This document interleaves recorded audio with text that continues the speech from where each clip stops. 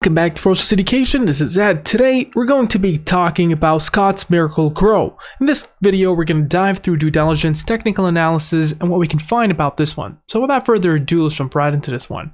So Miracle-Gro, this company here has multiple different products. You must have seen at least some of their products. I used a few of them, including the Miracle-Gro in the gardening part. That product I can stand by. It's actually really efficient, and there's been a lot of experiments where they try one with and without, and you see the difference. So over here they have basically four main categories for the products, including lawn care, gardening, hydroponics, and pest and weed control. And for this one here, first we're going to take a look into their presentation. It has some good information on there. The one I do want to go for is a little bit outdated, just to kind of give you through this perspective on what changed from a year-to-year perspective, because we're going to take a look as well into the revenue itself. So first off, you got their products itself, including lawn care and gardening and all that stuff. And their approach to running the business is very consistent. So 2 to 4% is stable core and higher growth hydroponics, 4 to 6% operating income, and 8 to 10% EPS with share buybacks to enhance the EPS growth, and to 10 to 12% shareholder return, including an EPS and dividends to help the shareholders itself. So you're able to see how so far before 2015, or all the way from 2015 all the way to 2020, how the SP 500 varied with SMG. You're able to see here SMG was actually higher in terms of total shareholder return than the SP 500 all the way until pre-pandemic. So that kind of gives you the kind of growth that you're seeing for the stock itself. And in terms of the revenue segments, mainly it was around 72.3% out of revenue percent of segment going to the US consumer, Hawthorne 21.3% and other 6.5%. Now for the net profits, the US consumer gets 89.2% of that, Hawthorne 9%. So that kind of gives you a bit of the dividing into how their net sales goes. Now we're going to take a look as well into something very similar to this in a second, but this is consolidated net sales in millions since 2015.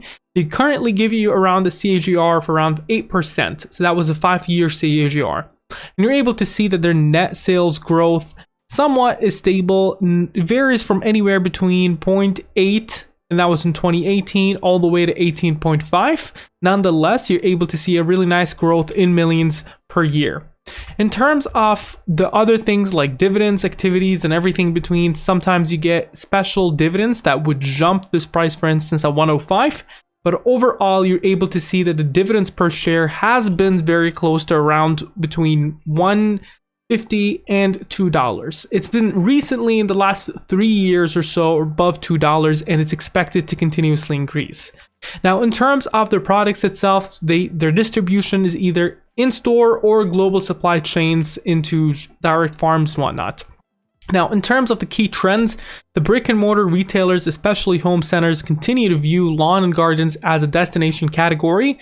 Online retail is the fastest growing channel but remains less than 5% of their total sales. And millennials have a passion for gardening, and just like as baby boomers, to support the SMG core brands. Now, I do know a lot of people who do garden. I garden myself, and I've used their products and they actually work. Now, currently, you're able to see them at almost all major kind of retailers and grocery stores, including Costco, Lowe's, Walmart, Home Depot, and Ace Hardware. Here in Canada, Canadian Tire as well. And basically, they did talk about the acquisitions and establishments in terms of the timeline and the products that were added into their entire portfolio. Now, a quick thing that I do want to take a look at as well is some of the recent news to kind of give you a perspective into the latest updates.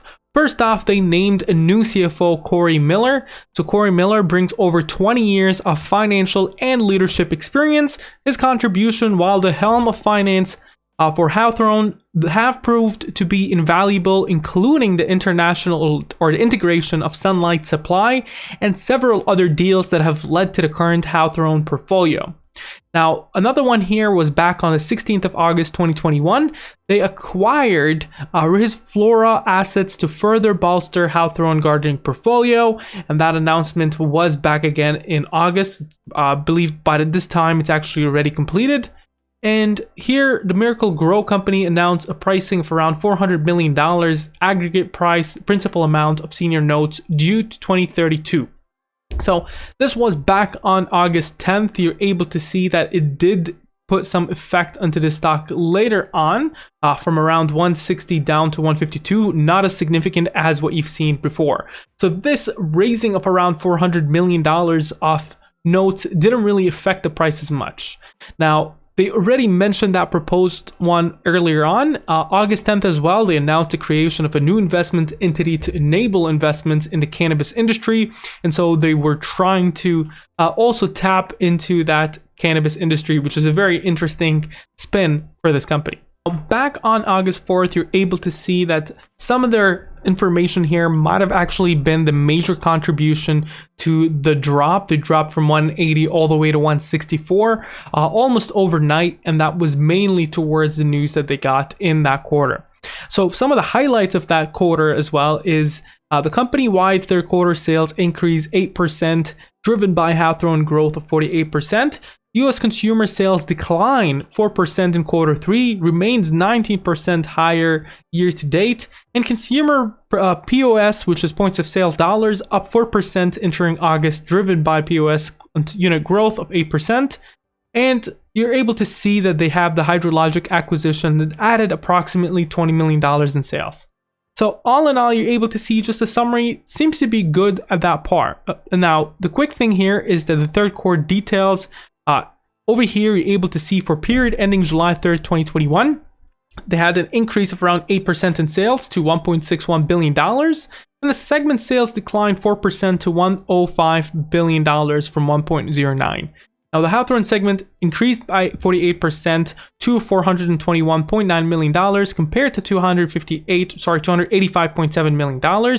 Now, due to the fiscal calendar, the third quarter of 2021 begins 6 days later than the third quarter of 2020, and those 6 days fell during the peak of lawn and gardening selling season. The impact of the shift was a decline in sales for the quarter of approximately $115 million on a company-wide basis. The segment income decreased 16% for U.S. consumer to $264.4 million and improved 37% for Hawthorne, 51.9.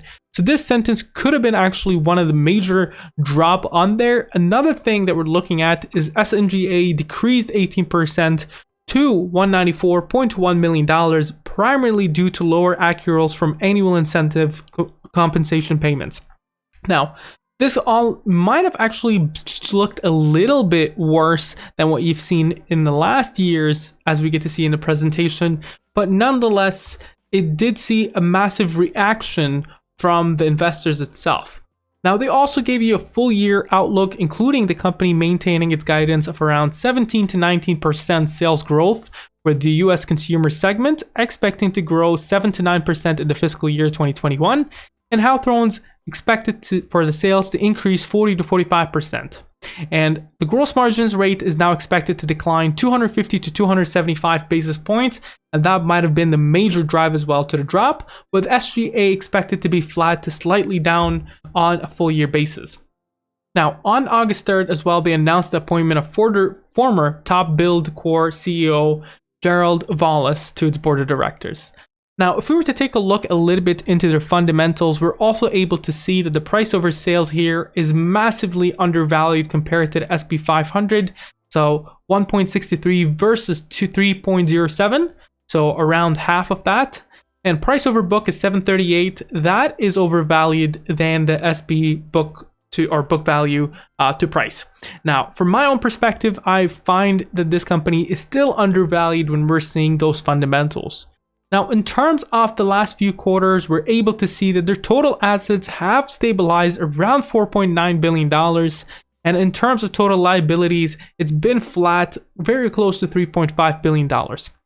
Now, in terms of their total revenue, we're able to see that their total revenue has shifted from quarter to quarter. That quarter 3 was slightly less than quarter 2, but still higher than quarter 3 2020. Now, this is a little bit seasonal because of how the gardening industry works, but overall, we're still able to see somewhat of a nice growth in general, or at least stable stagnation.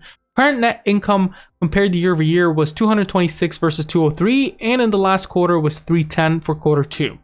Again, that's just mainly towards when their products sell the most. So year to year, as we've done before, is a bit more successful when comparing this company. Now, there is some good institutional investors. Vanguard and BlackRock both have backings for this company, around 8.53 and 6.60% of the company respectively. And we see a lot of institutional buyers. When it comes to insiders, there's not a lot of buying activity, just awards and exercising. And in terms of short shares, you're able to see that this one is a very small percentage for short borrow fee rate, and that the short selling can even increase all the way to up to 80% on the 18th. So that's today. That's incredibly massive when it comes towards the short volume. Around 8 to over 10 trades go towards the short selling side every day. So that's 80%. Again, massive. And in terms of the put to call ratio, that is sitting currently around 0.78, so nothing really to talk about there. It just sees a really high short interest per day or short volume per day.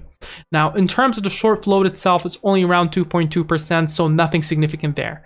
Before we move on towards technical analysis, if you'd like to see more contents like this, make sure to click the subscribe button and leave notifications on and drop a like. Let's move on towards technical analysis now. From a technical analysis perspective, we're only going to do a few ones of those because this is a company to invest in, not trade in. Trading is very hard when this one doesn't have that massive fluctuation per day and high volatility. You're able to see their candles are almost in the last 4 candles, very stagnant, very little movement that we get to see over a week-to-week basis. That's in the last 4 weeks, not 4 days. We're doing a weekly analysis for this one, and we're able to see that this one is neither overbought or oversold, but the momentum and the MACD is looking for a positive reversal starting as well as early as next week. We can anticipate that this one will continue this growth kind of process. Previously, it was on a massive decline, as you get to see, and currently it's in an accumulation, and both the stochastic fast and stochastic slow suggest that there might be a reversal in a positive direction. Similarly, on the moving average bands, this one was going negative for the longest time. We're able to see a curve upwards, 162.13 on the top and 132.66 in the bottom. Now, on the other part is on the Fibonacci retracements. These are key supports and resistances to be careful of. The first support is at 132.98 on this Fibonacci retracements, and then 104.32.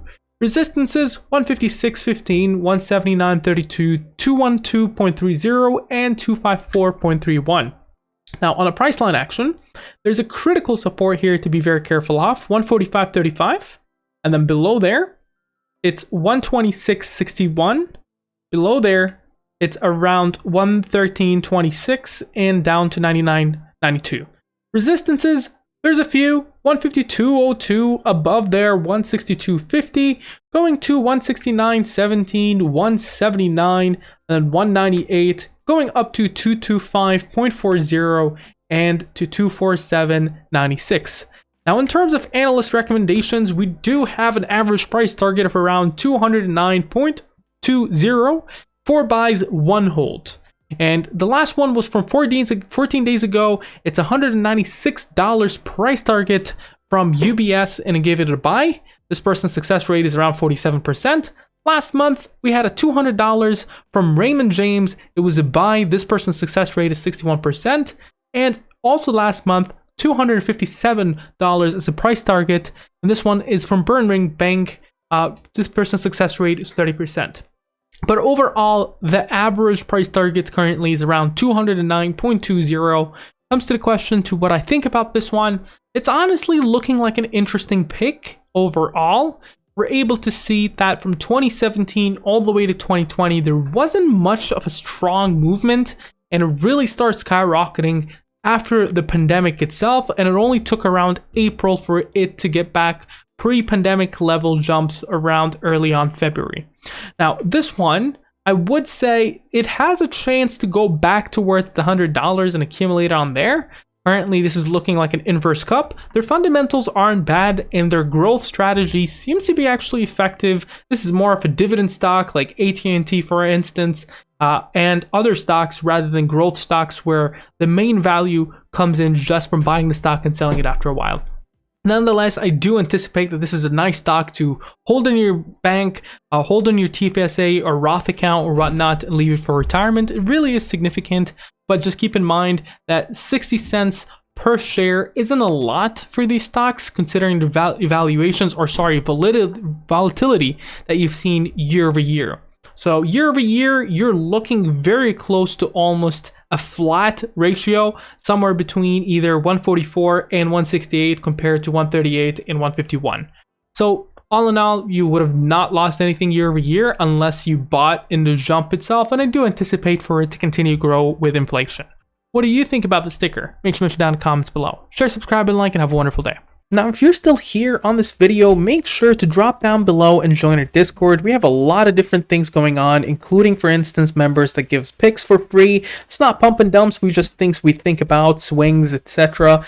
We also have really exciting bots. You can actually use those ones. For instance, we're just testing out this bot, for instance, that gives you Fibonacci resistance points, activities, etc. And we have a bunch of free things, totally free. We run on tips here, and you can ask me questions, suggest stocks, etc. It's a really nice community that has been growing up very fast at a very good rate, and it's totally free. If you would like to join that one, feel free to do so in the description below, and have a wonderful day.